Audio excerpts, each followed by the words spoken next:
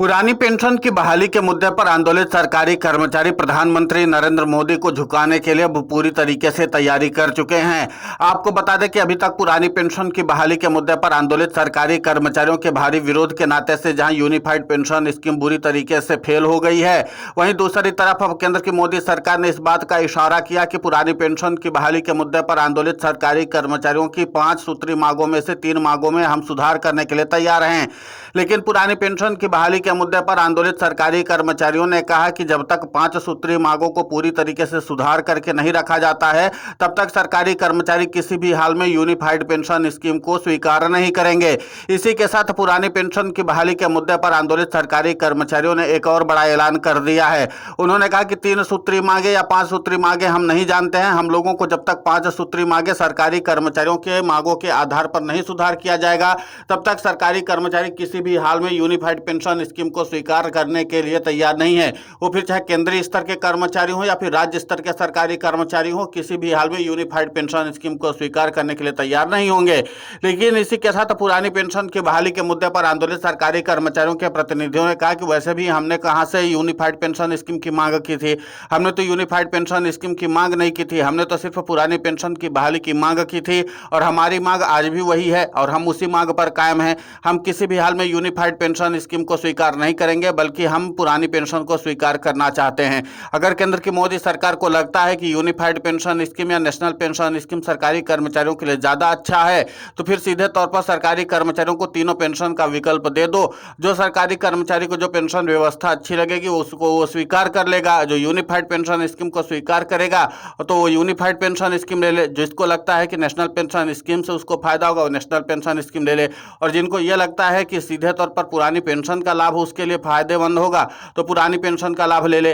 तो जाहिर सी बात है कि सरकारी कर्मचारियों ने एक बहुत बड़ा ऐलान कर दिया केंद्र की मोदी सरकार के लिए, और इसी के नाते से केंद्र की मोदी सरकार की भी मुश्किलें बढ़ने वाली हैं और प्रधानमंत्री नरेंद्र मोदी की टेंशन बढ़ी हुई है। इन सब के बीच में सबसे अहम बात यह है कि अब पुरानी पेंशन की बहाली के मुद्दे पर आंदोलित सरकारी कर्मचारियों के प्रतिनिधियों ने कहा कि अभी केंद्र की मोदी सरकार सरकारी कर्मचारियों की तरफ से की गई यूनिफाइड पेंशन स्कीम को लेकर के जो 5 सूत्री मांगे थे उसको भी सुधार करने के लिए आनाकानी कर रही है। केंद्र की मोदी सरकार ने इस बात का आश्वासन दिया था कि 2 हफ्ते के अंदर में यूनिफाइड पेंशन स्कीम में सरकारी कर्मचारियों की मांगों की जो है उसको हम पूरी तरीके से सुधार में लाएंगे और उसको सुधार करके सरकारी कर्मचारियों के सामने रखेंगे। लेकिन अभी तक केंद्र की मोदी सरकार की तरफ से इस बात की जानकारी नहीं दी गई कि यूनिफाइड पेंशन स्कीम में किन किन पहलुओं या बिंदुओं पर सुधार करने की बात उन्होंने कही थी या क्या क्या सुधार करने वाले हैं। एक जानकारी उड़ती उड़ती बस ये आई है कि वीआरएस को लेकर के सरकारी कर्मचारियों की जो मांगे हैं उसको लेकर के कुछ सुधार करने की कवायद में जुटी हुई है। लेकिन इसके बावजूद भी सरकारी कर्मचारियों की जो अन्य मांगे थी उस पर भी केंद्र की मोदी सरकार भी सुधार करने से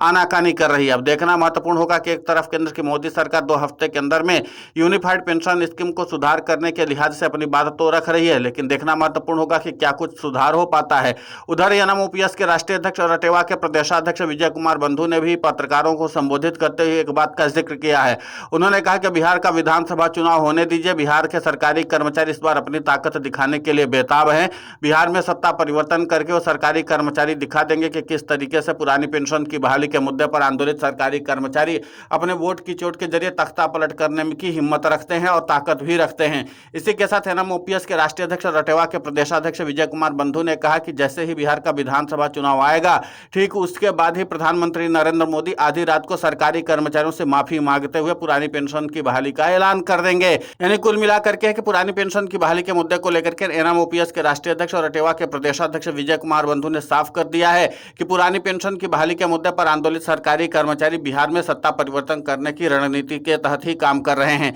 इसीलिए पुरानी पेंशन की बहाली के मुद्दे को लेकर के जब 14 सितंबर को बिहार की राजधानी पटना में सरकारी कर्मचारियों की महारैली आयोजित की गई थी, तो उसमें विजय कुमार बंधु ने साफ तौर पर सरकारी कर्मचारियों को शपथ दिलाई थी कि अगर पेंशन नहीं तो वोट नहीं। इसी नारे और इसी प्रण के साथ हम सरकारी कर्मचारियों को गांव गांव तक जाना है और अपने बातों को प्रचारित करना है, ताकि पुरानी पेंशन की बहाली के मुद्दे पर एक वोट स्ट्राइक करके सरकारी कर्मचारी अपनी ताकत दिखाने का काम करे केंद्र की तानाशाही सरकार को। तानाशाही को लेकर के उनका यह कहना है कि अभी तक हमने केंद्र की मोदी सरकार से बात करने के लिए क्या कुछ प्रयास नहीं किए हैं। हम चाहते थे कि आमने सामने बैठ करके इस मामले का समाधान निकाल लिया जाए। हम पेंशन सचिव से भी मिलना चाह रहे थे, वी श्रीनिवास जी से, लेकिन उन्होंने कभी मिलने का समय नहीं दिया। और इसके बाद जो अपनी पॉलिसी या नीतियां लाते हैं उसमें भी हम आंदोलित सरकारी कर्मचारियों की राय को कभी नहीं लिया जाता है। इसलिए हम ये चाहते हैं कि पुरानी पेंशन की बहाली के मुद्दे पर आंदोलित सरकारी कर्मचारियों के पास जब एक ही रास्ता बचा है कि वो यूनिफाइड पेंशन स्कीम में अपने हिसाब से ही सुधार करेंगे, यानी कि जो मिले जुले कर्मचारी संगठन हैं उनके ही द्वारा मांगे रखी जाने पर भी वो सुधार करेंगे, तो फिर जाहिर सी बात है कि हमारी जरूरत ही क्या है। इसीलिए अब सरकारी कर्मचारी इस बात का संदेश देना चाहते हैं कि एक बार फिर से बिहार में अगर सरकारी कर्मचारी पुरानी पेंशन की बहाली के मुद्दे पर तख्ता पलट करते हैं